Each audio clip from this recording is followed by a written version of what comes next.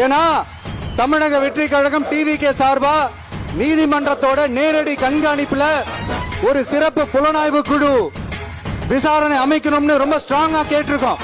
அதனால அந்த பயத்துல நீங்க ஒன்றியத்தோட ஆட்சிக்கு பின்னாடி நீங்க போய் ஒளிஞ்சுக்கிறதுக்கு காரணம், இன்னும் உங்களோட ஆட்சியில் இன்னும் எத்தனை அட்ராசிட்டிஸ், அண்ணா யூனிவர்சிட்டி கேஸ்ல இருந்து இன்னைக்கு அஜித்குமார் அவர்கள் கேஸ் வரைக்கும் எல்லாத்துக்கும் நீதிமன்றம் தலையிட்டு உங்க கவர்மெண்ட் கேள்வி கேட்டுக்கிட்டு இருக்கு.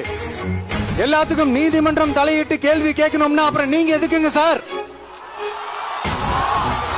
உங்க ஆட்சி எதுக்குங்க சார்? நீங்க உட்கார்ந்து இருக்கிற அந்த சிஎம் பதவி எதுக்குங்க சார்? எப்படி கேள்வி கேட்டாலும் உங்க கிட்ட இருந்து எந்த பதிலும் வர போறல, ஏன்னா இருந்தாதானே வரும். மேக்சிமம் உங்க கிட்ட இருந்து வர பதில் சாரிமா,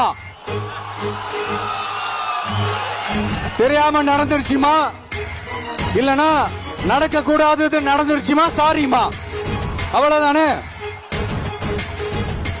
இந்த வெற்று விளம்பர மாடல் திமுக சர்க்கார் இப்ப சாரிமா மாடல் சர்க்காரா மாறிடுச்சு.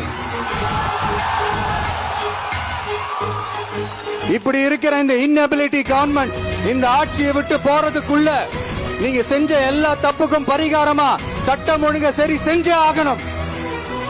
இல்லனா மக்களோட மக்களா ஒன்னா நின்னு உங்களை சரி செய்ய வைப்போம்.